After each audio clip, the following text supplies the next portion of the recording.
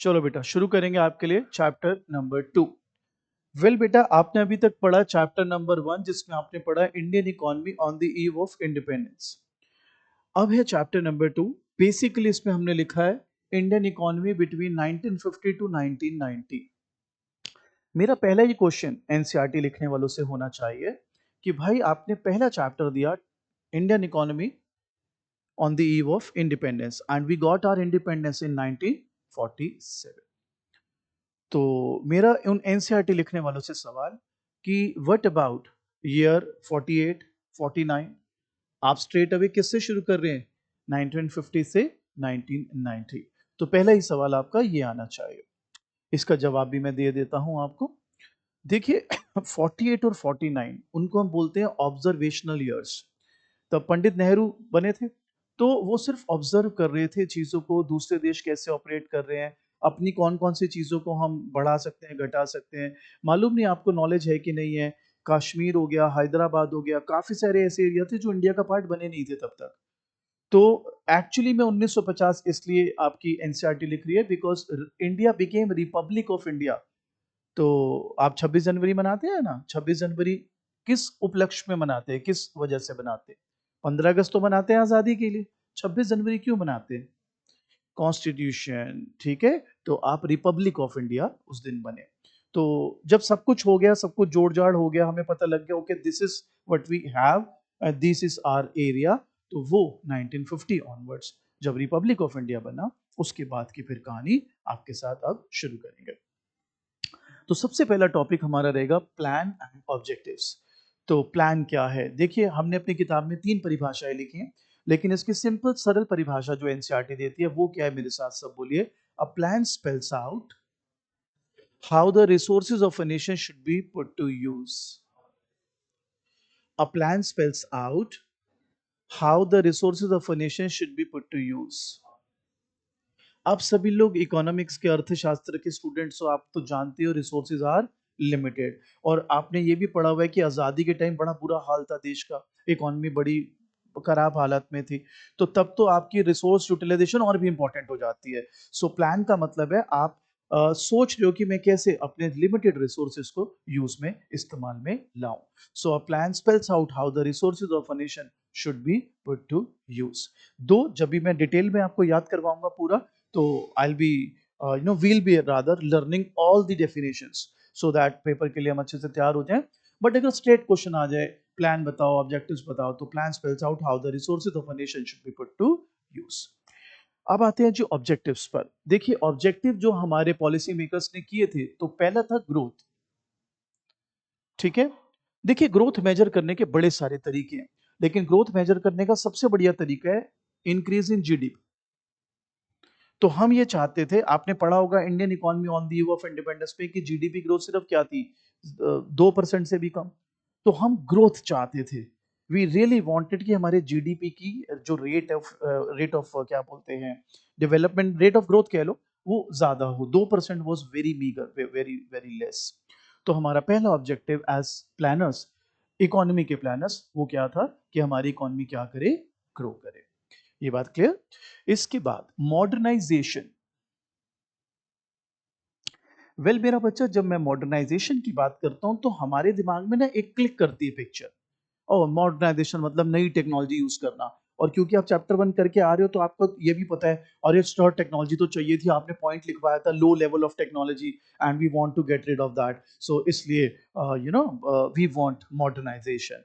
आप एक तरफ सही है, मॉडर्नाइजेशन मतलब नो डाउट अबाउट इट कि न्यू टेक्नोलॉजी हो, एडवांस टेक्नोलॉजी हो। लेकिन मॉडर्नाइजेशन में सोशल आउटलुक भी हमारा शामिल था। सोशल आउटलुक का मतलब था कि महिलाओं को जो है पूरा सम्मान मिले, महिलाएं जो है उनको पूरा साधन मिले, बेसिकली इक्वालिटी मिले। और ये क्यों जरूरी है ये भी मैं आपको बताता हूं। इसका सोशल रीजन भी देते हैं, इकोनॉमिक रीजन भी देते हैं। आप बताइए आपका पहला ऑब्जेक्टिव क्या है? ग्रोथ, यानी जीडीपी में इंक्रीज। जीडीपी में इंक्रीज कब होगा? जब आपके production of goods and services increase होगा। मेरा बच्चा, प्रोडक्शन करने के लिए don't you think you need labour? मैं प्रैक्टिकल बात कर रहा हूं। लेबर ये थोड़ा ना देखता है मेल है या फीमेल है। लेबर तो वो देखता है भाई वर्किंग आवर्स दे दो मुझे और काम करवा लो मेरे से। तो अगर आप फीमेल को पूरा वो देंगे, क्या कहते हैं, दर्जा देंगे, उनको पूरा इक्वालिटी देंगे, तो they will also be able to contribute towards the production process, thereby helping in increasing your GDP. ये तो रहा एक पहलू, ठीक है। ये पहलू कौन सा है? सीधा सीधा इकोनॉमिक ऑब्जेक्टिव। अब मैं आपको एक ड्रास्टिक चीज दिखाता हूं, मेरे पे विश्वास करने की जरूरत नहीं है, आप लोग खुद से देखेंगे ना, and you will be amazed to see how this world behaves और वर्क्स। आप सभी लोग के पास फोन होगा, मोबाइल फोन। एक टाइप करिए, girls in Afghanistan in 1970s। Type कीजिए girls in Afghanistan in 1970s। I am waiting. Girls in Afghanistan in 1970। शायद आपको स्कर्ट्स में दिख जाएंगी लड़कियां, ठीक है। ये ऐसे मॉडर्न ड्रेसेस हैं कि आपको लग रहा हो किसी यूरोप का तो नहीं फोटो, यूरोपियन कंट्री का तो है, advanced 1970s, not far away, I think 50-55 साल पुरानी बात है। आज अगर आप अफगानिस्तान में देखेंगे तो सर वो नॉर्मल बुर्का भी नहीं है, वो पूरा ऐसा बुर्का है उसमें आंख भी नहीं दिखती। आप कहोगे कहना क्या चाहते हो? आपको सोशली भी देखना पड़ेगा, मेल फीमेल में इक्वालिटी इसलिए भी जरूरी है कि वो अल्टीमेटली वो भी इंसान है, उसकी भी राइट है कि भाई उसको पढ़ने को मिले, उसको अपनी मसंद से जो भी काम है वो करने को मिले। तो वो भी हम मॉडर्नाइजेशन में एज पॉलिसी मेकर्स हमारे उन्होंने इंक्लूड किया। They really wanted modernisation in both terms, technology enhancement as well as social outlook, की जो औरतें हैं उनको भी प्रॉपर पूरा राइट मिले, ठीक है।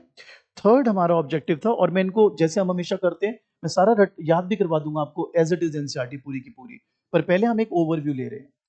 थर्ड था बेटा सेल्फ रिलायंस, ठीक है। तो सेल्फ रिलायंस में क्या था, मैं आपको बताता हूं। सेल्फ रिलायंस का मतलब था, आपने पहले पढ़ा था that we were dependent on imports. तो हम चाहते थे कि हम जो चीजें इंपोर्ट कर रहे हैं वो instead of importing we should be producing in India itself. तो इसके क्या कारण थे? एक तो हमारी फॉरेन करेंसी बचेगी, जो हमको पे करना पड़ता था, हमारा बीओपी डेफिसिट बचेगा।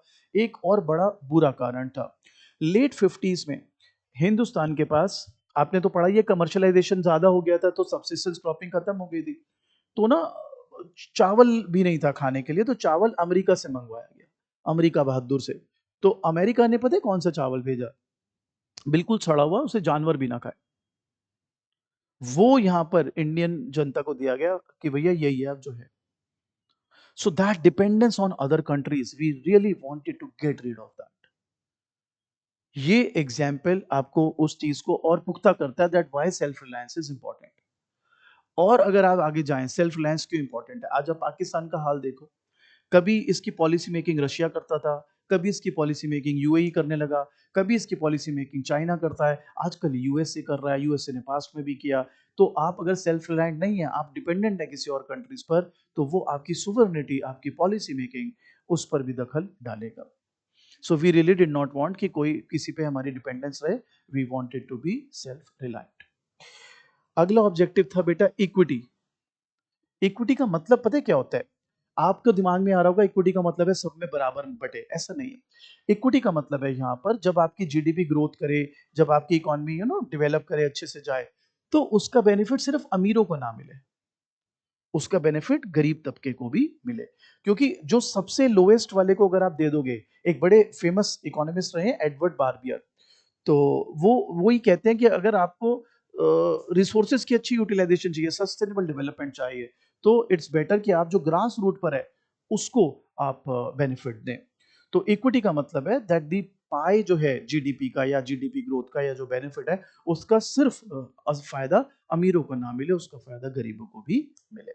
तो हमारा पहला टॉपिक इस चैप्टर में आता है what is plan and it's objectives. मेरे साथ बोलिए, a plan spells out how the resources of a nation should be put to use। और इसके हमारे जो गोल्स थे बेटा, ऑब्जेक्टिव्स कह लो, गोल्स कह लो, ठीक है, गोल्स लिख देता हूं, गोल्स ऑफ प्लानिंग। तो उसमें चार थे हमारे, एक था हम ग्रो करें, जीडीपी बढ़े, modernisation, technological social outlook both, self reliant रहे, जो हम इंपोर्ट कर रहे हैं खुद ही बना पाए, and equitable distribution. Equity basically जो भी आपका बढ़ रहा है जीडीपी उसका बेनिफिट गरीब लोगों को भी मिले, सिर्फ अमीर लोगों को ना मिले। अब आते हैं जी सेकंड टॉपिक पर। सेकंड टॉपिक है मेरा बच्चा एग्रीकल्चर। तो आइए बात करते हैं एग्रीकल्चर की।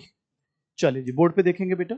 आप बताइए चैप्टर 1 में आपने पढ़ा था कि agriculture under British rule was ruined basically. चार रीजंस दिए थे आपने। Land settlement system, low level of technology, lack of irrigation facility, commercialisation of agriculture and scarcity of investment.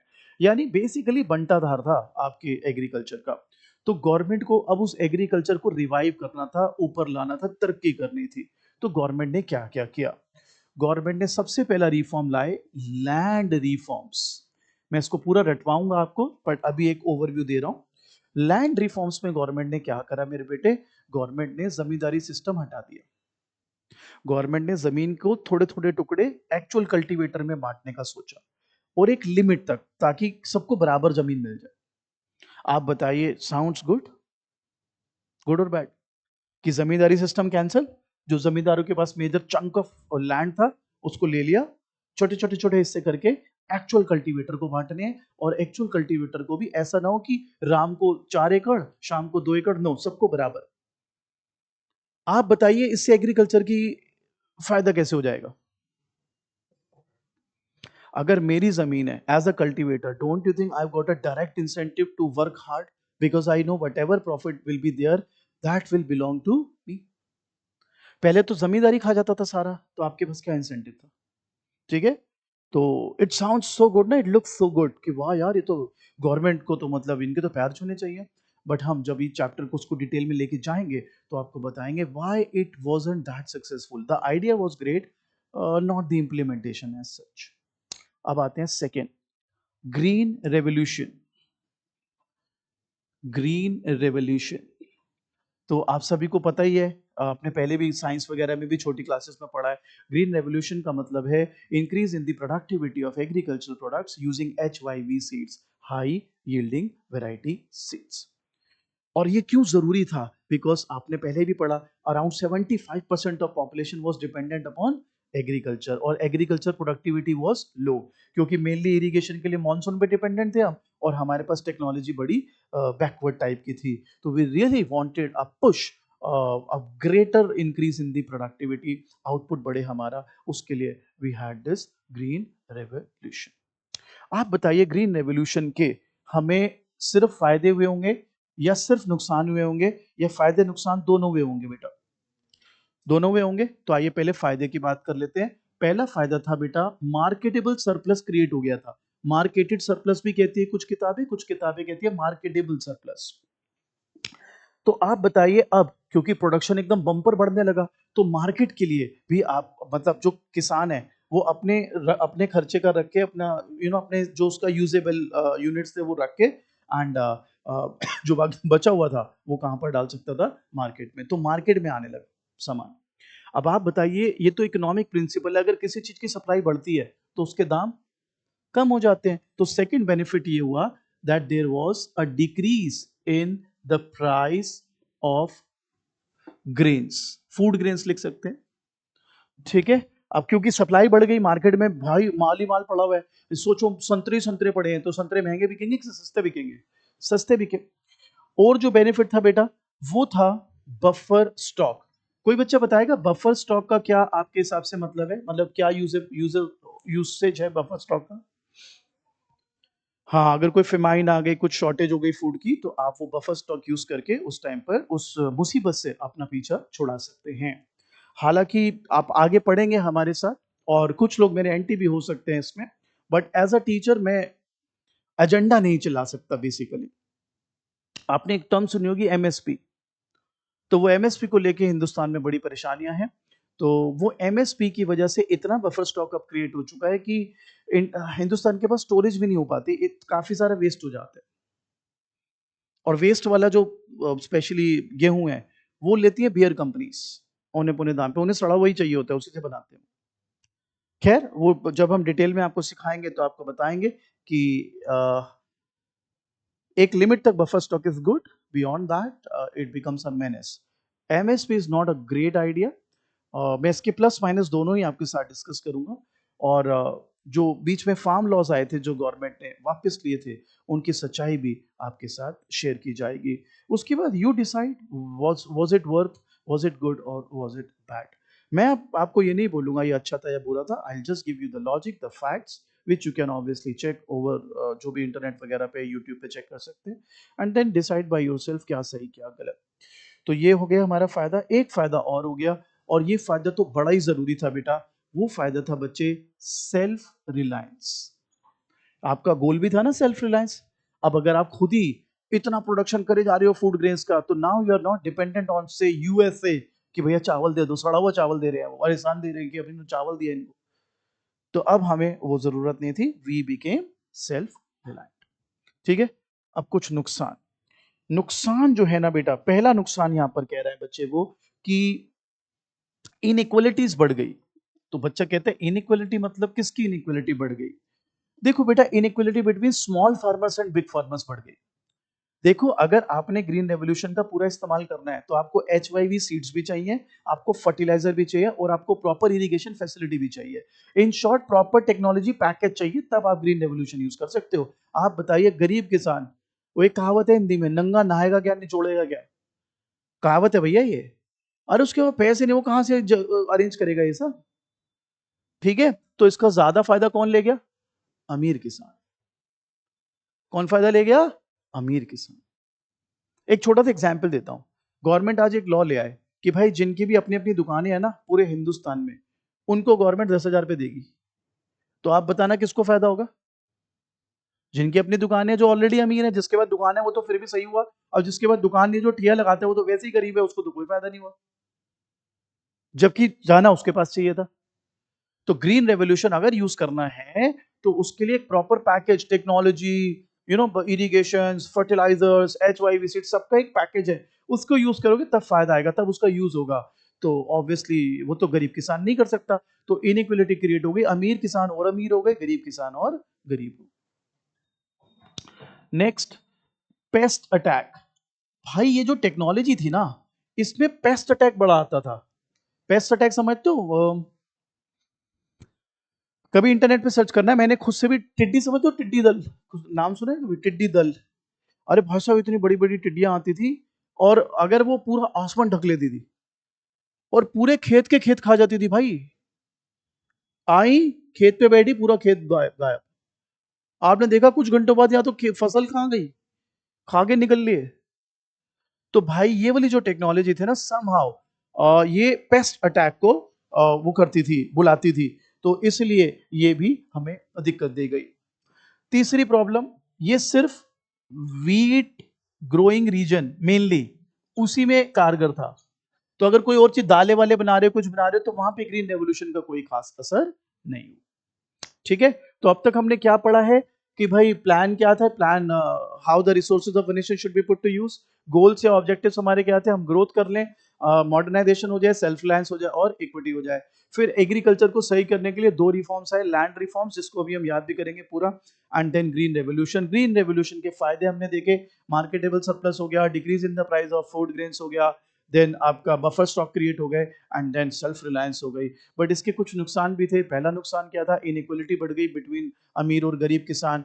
Then paste attack आने लगे, एंड ये खाली वीट ग्रोइंग रीजन्स में primarily ज्यादा सक्सेसफुल रहा स्टार्टिंग में। बाद में राइस वाले रीजन में भी थोड़ा फायदा इसका आया, बट मेनली शुरुआत में it was just beneficial for the wheat growing regions only. अब हमारे दिमाग में एक सवाल आता है, जो मैं अलग कलर से यहां पर हाईलाइट करता हूं। तो वो सवाल क्या है वो मैं बताता हूं, समझना मेरे बच्चों, ठीक है? तो सवाल कुछ ऐसा है कि मेरे पास एक बच्चा आता है, कहता है सर मेरे से ना याद नहीं होता यार। मैंने कहा यार कोई बात नहीं, मैं तेरे को वर्ड टू वर्ड याद करा दूंगा। कहता है सर आपने मेरी बात सुन ली ना सर, मैं इतना थैंकफुल हूँ सर, आप कितना सोचते हो सर मेरे बारे में। मैंने कहा नहीं नहीं कोई दिक्कत नहीं है। अब वो बच्चा बैच में ही क्लास लेता था। किस में क्लास लेता था? बैच में। अब मैंने क्या करा, बैच में पूरे बैच को दोबारा याद कराना शुरू कर दिया। आप बताइए उसकी प्रॉब्लम क्या सर्व हो जाएगी, सॉल्व हो जाएगी?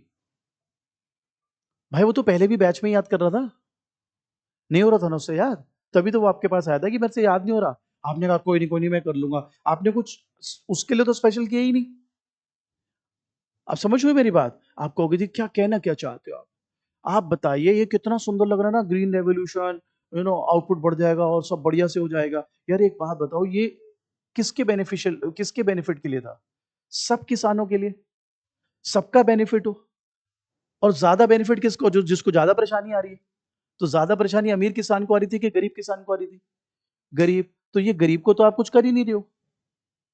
आप खुद ही कह रहे हो इनइक्वलिटी किस में क्रिएट हो गई, between rich and poor farmer. तो अब आप मेरे को कह रहे हो कि ये तो पुअर फार्मर्स का तो कोई इसमें फायदा ही नहीं होगा। तो यार मेन तो पुअर फार्मर्स के लिए ही करना था हमको। मेन जिसको याद नहीं हो रहा था उसी के लिए तो मेन आपको तैयारी करवानी थी। बाकी तो किसी को प्रॉब्लम नहीं थी, आप दोबारा करवा भी रहे हो तो बाकी तो अच्छा है। लेकिन जिसको मेन प्रॉब्लम थी उसके लिए तो आपने कुछ करा नहीं। तो यहां पर भी यही बात है कि जो आपका पुअर फार्मर है बेटा, वो डिप्राइव फील कर रहा था। वो कहता है यार मेरे को तो कोई फायदा हुआ नहीं। तो इसके लिए गवर्नमेंट ने क्या शुरू किया? गवर्नमेंट ने पुअर फार्मर्स को, ताकि वो यूज कर सकें टेक्नोलॉजी, ध्यान दे दीजिए, सब्सिडीज देना शुरू किया। सब्सिडीज देने का मतलब जो भी इनपुट्स रिक्वायर्ड थे प्रोडक्शन के लिए, मेनली फर्टिलाइजर वगैरह, उसको सस्ते रेटों पर प्रोवाइड करना शुरू किया। अब आप मुझे बताइए, सब्सिडीज आपके हिसाब से अच्छी चीज है कि बुरी चीज है? प्लस या माइनस या दोनों? मेरे हिसाब से तो दुनिया में ऐसी कोई चीज नहीं है जिसके सिर्फ फायदे हो या सिर्फ नुकसान हो। अगर कोई एक चीज मेरे को आप बता दो कि इसका कोई नुकसान हो ही नहीं सकता जी, या इसका कोई फायदा हो ही नहीं सकता, तो मैं आपको मान जाऊंगा। इतने सारे बैठे हो, कोई एक चीज बता दो मेरे को जिसका दुनिया में सिर्फ फायदा हो।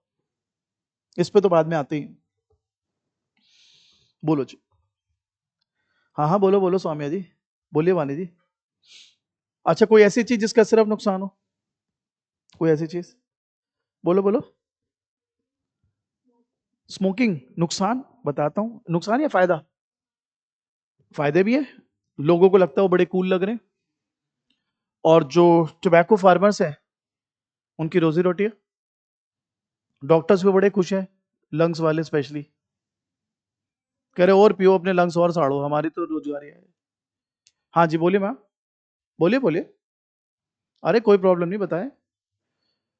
तो मेरे हिसाब से ऐसी कोई चीज नहीं है जिसके सिर्फ फायदे हो, जिसके सिर्फ नुकसान। अगर आप बोल रहे हो पढ़ाई का क्या नुकसान है, ये चश्मा बचपन से नहीं चढ़ा हुआ। हालांकि मैंने कुछ पढ़ाई खास करी नहीं, पढ़ाने में ही मेरे चश्मा लग गया। लेकिन अब बात तो है, किताब तो देखनी पड़ी ना भाई। तो भाई बात को समझ लें कि कोई भी ऐसी चीज नहीं है जिसका सिर्फ फायदा हो या सिर्फ नुकसान हो। कई एक बारी को बच्चा कहता है टेररिस्ट का क्या फायदा है, टेररिस्ट का क्या फायदा है। अब आप इसके लिए मुझे गाली भी दे सकते हो, बट मैं इकोनॉमिक्स की भाषा में बात कर रहा हूँ क्योंकि इकोनॉमिक्स की क्लास चल रही है। भैया ये जो इंडस्ट्री चल रही है ना, जो क्या बोलते हैं यार, हथियारों को क्या बोलते हैं अंग्रेजी में? आर्म्स। तो जो आर्म्स की इंडस्ट्री है वो कैसे चलेगी भाई? और जो इतनी पॉपुलेशन है, कम तो करनी पड़ेगी ना। आप कहोगे ये कैसे, आप आदमी हो कि क्या हो यार, ऐसे करते हो? भैया देखिए, देखने का नजरिया है। हर चीज के फायदे हैं, हर चीज के नुकसान। So subsidy is again no exception. आइए पहले इसके अगेंस्ट पॉइंट्स की बात करते हैं। इसके अगेंस्ट में सबसे पहले हमने बोला है कि अगर एक बारी लोगों ने यूज करना शुरू कर दिया है, आपने शुरू में सब्सिडी दे दी, गरीब किसानों ने अडॉप्ट कर लिया उसको, अब जब वो पर्पज सर्व हो गया तो अब क्यों सब्सिडी देना भाई? भाई आप डरे हुए थे कि यार ये तो मैं अगर गया और पैसा टैग आ गया मेरे तो सारा उड़ जाएगा, तो हमने शुरू में दे दी सब्सिडी। गरीब किसान ने अडॉप्ट कर ली, गरीब किसान को उससे फायदा भी हो गया। फिर अब क्यों दूं? सेकंड, डोंट यू थिंक ये गवर्नमेंट के ऊपर बर्डन है? आप बताओ ये सब्सिडी कौन देता है? गवर्नमेंट। गवर्नमेंट अपने पैसे से ही से तो इनको देती है। आप कह रहे हो तो क्या दिक्कत? अरे भाई तेरे टैक्सों से ही तो जा रहा है पैसा। वो तेरे टैक्सेस जो यूज हो सकते थे रोड्स बनवाने में, इंफ्रास्ट्रक्चर बनवाने में, सुंदर चकाचक चमकती हुई सड़कें दिखती, उसकी जगह पे गवर्नमेंट उस पैसे का इस्तेमाल कर रही है सब्सिडीज देने में। अब कहीं यहां पे इमोशनल हो जाएंगे, sir no farmer no food, we need that. अच्छा भाई, नो डॉक्टर नो इलाज, नो टीचर नो टीचिंग। ये ना इमोशनल ड्रामे नहीं चलेंगे यहां पे।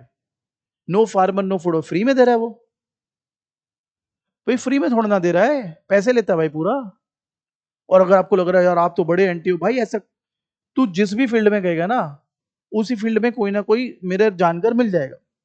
कई लोग बोलते हैं जी पाकिस्तान को बड़ा भाई मेरे पास पाकिस्तान के कम से कम 300 स्टूडेंट होंगे, नंबर ले ले पाकिस्तानियों के। ये भाई बात फैक्ट की है। सर किसानों, अरे भाई मेरे खुद के रिश्तेदार हैं, राजपुरा में रहते हैं पंजाब में, बहुत मोटा काम है खेती बाड़ी का ही, लेकिन मुझे पता है ना घपले क्या है उसमें। और कहीं जी वो सिख के साथ, अरे भाई मेरी 2 बहनें सिखों में भी आई हुई है, तू मेरे को कहीं से भी नहीं पकड़ पाएगा। सर मुसल, अरे भाई एक उर्दू का अखबार आता है तेज, अभी भी आता है, मेरे दादाजी उसमें चीफ न्यूज एडिटर थे उर्दू के अखबार में। तू कहां से फंसा लेगा मेरे को, ये हिंदू मुस्लिम सदार ये सब मत करियो मेरे साथ, फैक्ट की बात कर मेरे भाई। फैक्ट जो है तो वो है, फैक्ट गलत बताऊं तो मेरे को बता भाई। तो ये जो ड्रामेबाजी है ना, नो फार्मर नो फूड, भाई ये सब बेकार की चीजें, फ्री में थोड़ा ना दे रहा भाई वो। मगर सर गरीब किसान है, इतनी आत्महत्याएं करते हैं। अब आपका जो इमोशनल कार्ड आएगा मैं उस पर भी आ रहा हूं, ठीक है।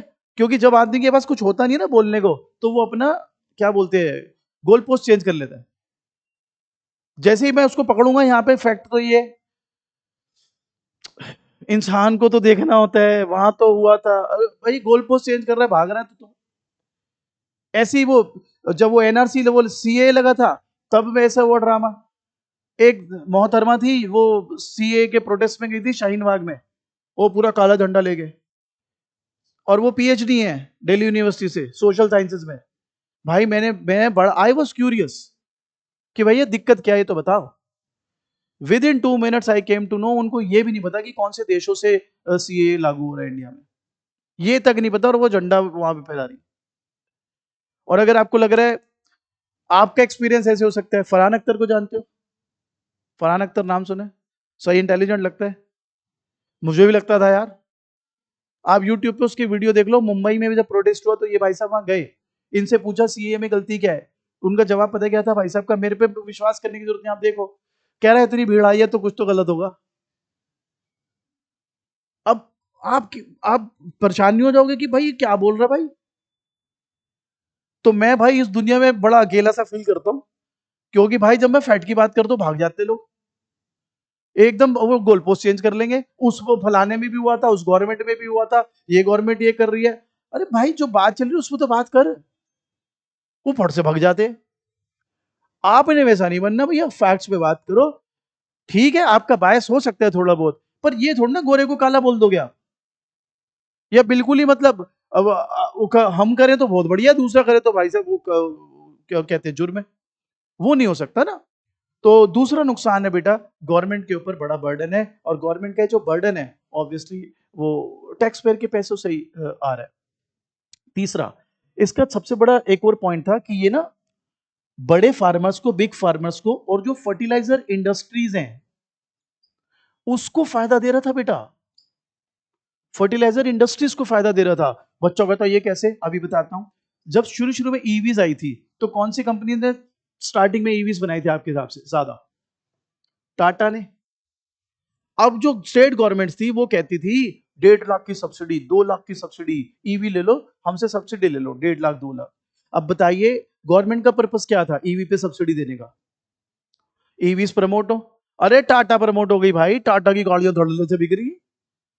टाटा ने कुछ नहीं करा, गवर्नमेंट ने सब्सिडी दी ईवी को, टाटा खुश, लो जी लो, ये लो जी फोटो खींचो जी, फोटो खींचो जी, वो गाड़ियां बिक रही हैं उसकी। तो भैया आपको ये समझना पड़ेगा कि बिग फार्मर्स को ज्यादा फायदा हो गया। और बिग फार्मर्स को क्यों फायदा हो गया कि यार वो तो वैसे ही उनको अफोर्ड कर सकते हैं, उनको तो वैसे ही सस्ता मिल रहा है, उनका प्रॉफिट और बढ़ गया। मिलना तो गरीब फार्मर्स को चाहिए था खाली। और दूसरा किसको फायदा हो गया? फर्टिलाइजर फैक्ट्रीज, वो धड़ल्ले से बेच रहे हैं कि भाई क्या सेल हो रही है, मजा आ रहा है, मजा आ रहा है। जबकि गवर्नमेंट ने सब्सिडी उनके मजे के लिए थोड़ा दी थी, गवर्नमेंट ने सब्सिडी किसके लिए दी थी कि पुअर फार्मर यूज कर ले। और भी जी इसके जो नुकसान है आइए बताते हैं आपको। एक नुकसान जो हमें लगता है और है, वो ये है बेटा, बात को समझना। एक तो हमने ये बोला कि शुरू में जब यूज खत्म हो गया तो उसको अब आगे कंटिन्यू क्यों कर रहे हो, गवर्नमेंट के ऊपर बड़ा बर्डन पड़ गया, फर्टिलाइजर इंडस्ट्रीज को जो है बड़ा क्या बताए उनको बड़ा फायदा होने लगा। और चौथा, ये ना इकोनॉमिकली वायबल नहीं है चीज। मैं बताता हूं इकोनॉमिकली वायबल क्यों नहीं है। अगर आप सब्सिडीज देंगे, समझो मेरी बात को, सब्सिडीज का पर्पस क्या है? सब्सिडीज का पर्पस है प्रोडक्शन बढ़े। क्या पर्पस है? प्रोडक्शन बढ़े। मेरी बात को बड़े ध्यान से समझना, आपकी एनसीईआरटी इसको कवर नहीं करती पॉइंट को। मैं दो तरीके से इसको पकड़ूंगा। अगर गवर्नमेंट टैक्स लगाती है या सब्सिडी देती है तो वो मार्केट के लिए ठीक नहीं है। मार्केट ना डिमांड सप्लाई से एक प्राइस सेट करती है। तो एक गुड का जो प्राइस है वो एक्चुअली में मार्केट सेट करती है डिमांड और सप्लाई से। यहां पर don't you think government artificially price fix कर रही है, आइदर बाय इंपोजिंग टैक्सेस और बाय गिविंग सब्सिडीज। तो एक चीज जिसकी औकात 10 है, आप उसको 6 रुपए कर रहे हो या 12 रुपए कर रहे हो, that's not economically viable.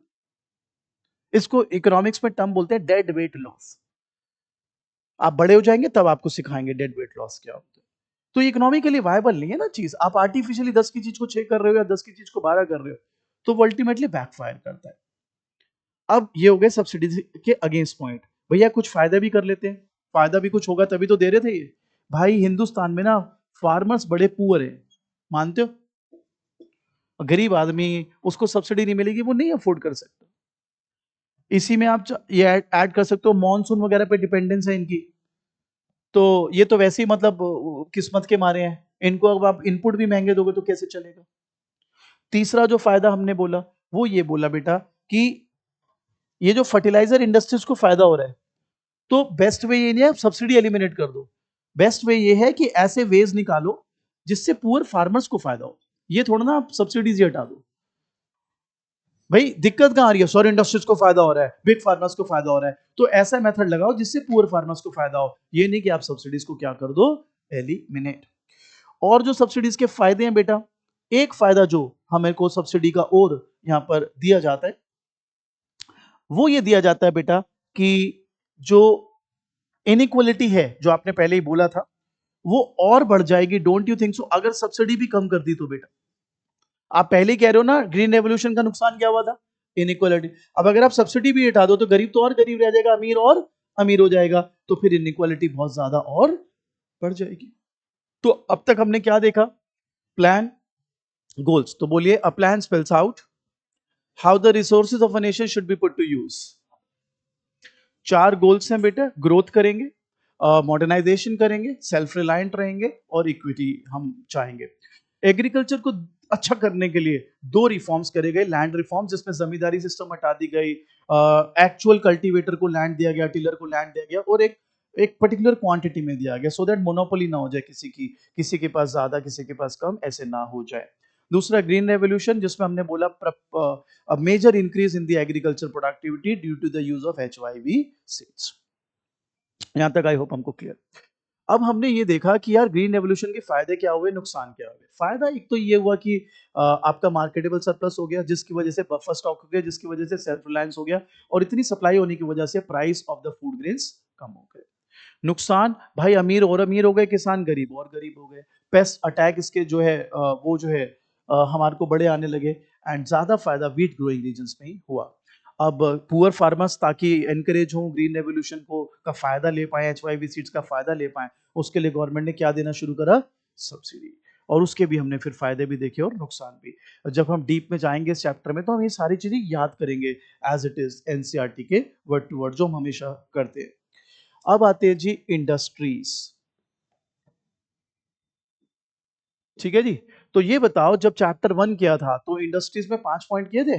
Decline of handicraft industry, lack of capital good industry, low growth rate, adverse effect of decline of handicraft industry और limited role of public sector. तो भैया इन्होंने अपनी गलतियों से सीखा, ऐसा हमें लगता है इन्होंने सीखा। और इन्होंने क्या क्या किया, आइए वो आपको अब समझाते हैं। तो पहला जो इन्होंने काम करा वो ये किया that public sector was given a major role to develop economy। आइए बताते। कहता है पब्लिक सेक्टर को ज्यादा प्रमोट किया गया। आपने भी चैप्टर 1 में क्या पढ़ा था? Limited area of operation of public sector. वो सिर्फ कन्फाइंड था टू रेलवे, पावर जनरेशन, वो डिपार्टमेंटल अंडरटेकिंग्स। तो इस जैसे आजाद हुए, हमने कहा भाई साहब ये पब्लिक सेक्टर ही हमारे को ने गरीबी से निकालेगा, हमारी इकोनॉमी को नई ऊंचाइयों पे ले जाएगा। वो अलग बात है, जब आप चैप्टर 3 करेंगे तो इससे मनूस कुछ नहीं था इंडिया के लिए। सबसे मनूस था पब्लिक सेक्टर, ये इतना लॉस खाया कि बस क्या ही बोले आप। अब आप कहोगे तो इन्होंने क्यों दिया था? देखो, इन्होंने क्या देखा था, public sector was given a limited role, तो इनको लगा यार उसको एक्सपैंड करेंगे तो अच्छा हो जाएगा। प्रैक्टिकल रीजंस भी थे। प्राइवेट सेक्टर के पास पैसा नहीं था, जिनके पास पैसा था तो इंसेंटिव नहीं था कि यार ऐसी मरी हुई इकोनॉमी में कौन पैसे लगाए। और तीसरा, सोशल वेलफेयर का ऑब्जेक्टिव नहीं होता प्राइवेट सेक्टर का। प्राइवेट वाला किसके लिए जाता है? प्रॉफिट के लिए। एंड गवर्नमेंट, देश गरीब था, गवर्नमेंट क्या चाहती थी? Social welfare. इसलिए किसको मेन रोल दिया गया? Public sector. और इसने जितना बेड़ा गर्क करा है हिंदुस्तान का, उतना किसी ने भी नहीं किया।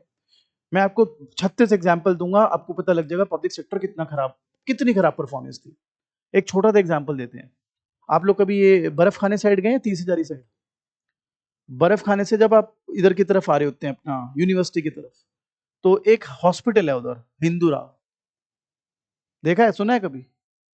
पहाड़ी पे बना हुआ हॉस्पिटल।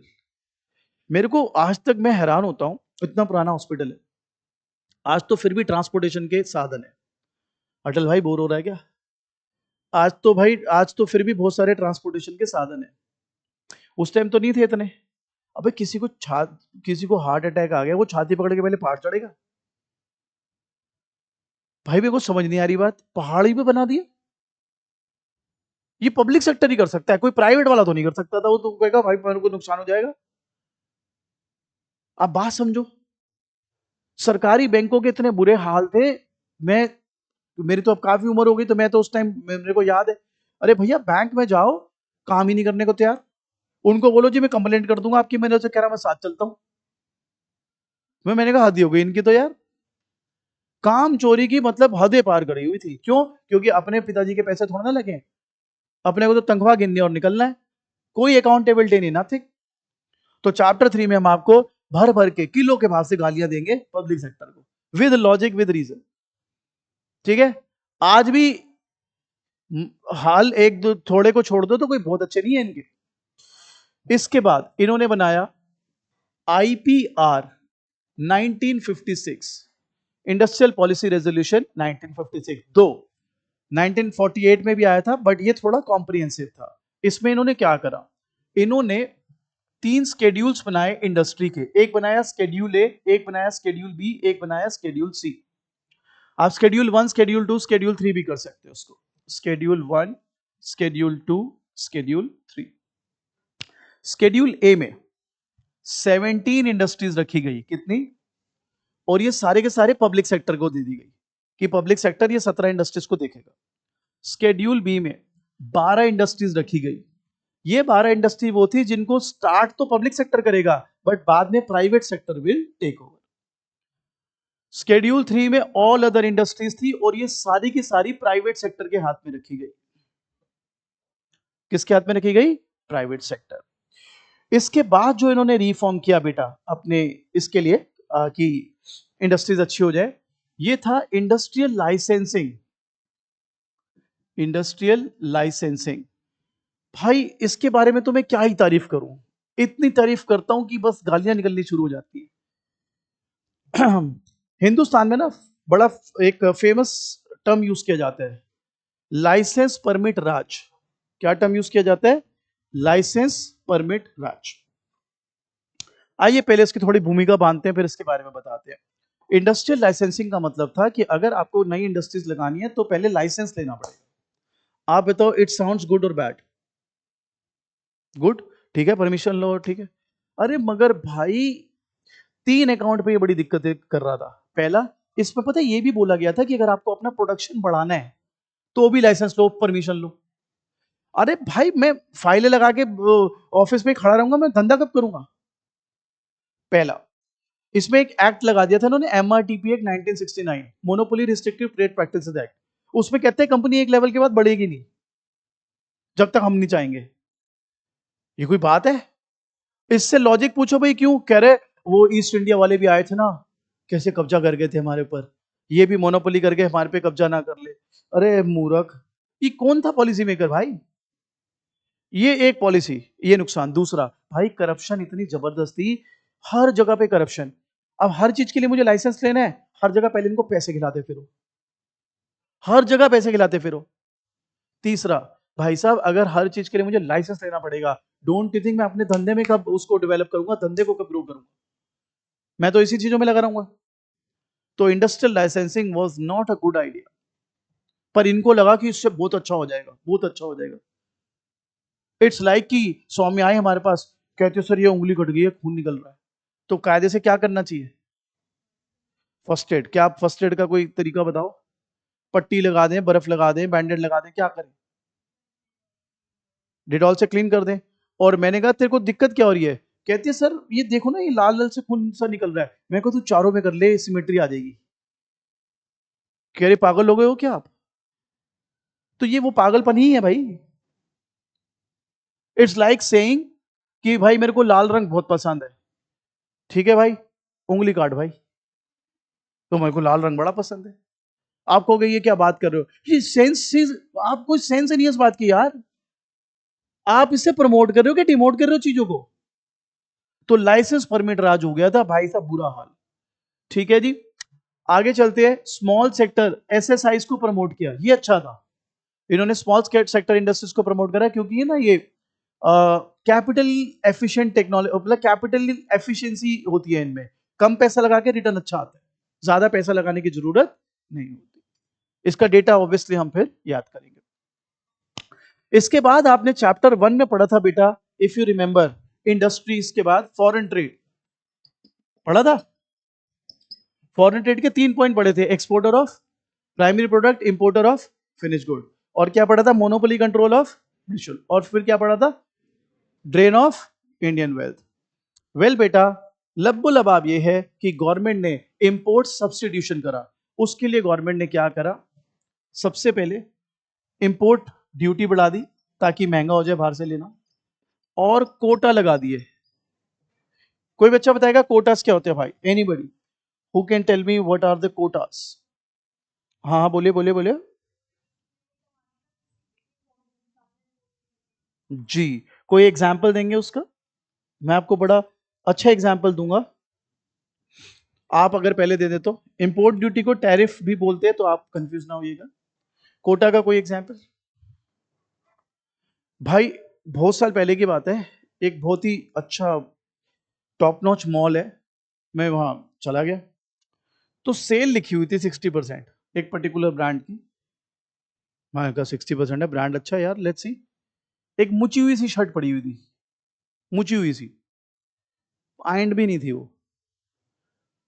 मैंने देखा, आफ्टर 60% उसकी वैल्यू थी 63,000, 63,000 रुपए की कमीज। 10 साल पहले की बात बता रहा हूं, तब 63,000 की वैल्यू कुछ ज्यादा ही थी भाई। और ये भाई साहब एहसान करे, डिस्काउंट दे रहे हैं 60%। आपको क्या लगता है यार, 63,000 रुपए की कमीज ऐसा क्या? ब्रांड नेम, आपको लगता है brand name, to an extend brand name भी हो सकता है। कोटा भी उसका एक रीजन होता है। अगर कोई चीज लिमिटेड ही आ रही है हिंदुस्तान में, तो वो महंगी बिकेगी। ऐसे एक और एग्जांपल देता हूं। मैं ना दुबई गया कुछ टाइम के लिए, तो दुबई में ना वहां पे वो स्टोर्स होते हैं, कन्वीनियंस स्टोर टाइप। तो वहां पे ना अलग फैंटा मिलती है, थोड़ी बड़ी होती है वो, और फ्लेवर भी अलग होते हैं उसके। सो कोई शायद वो स्ट्रॉबेरी फ्लेवर था या कुछ ऐसा था। अब वो शायद यहाँ पे 300 ml होता है, शायद वो 500 ml का होता है, बड़ा होता है वो कैन।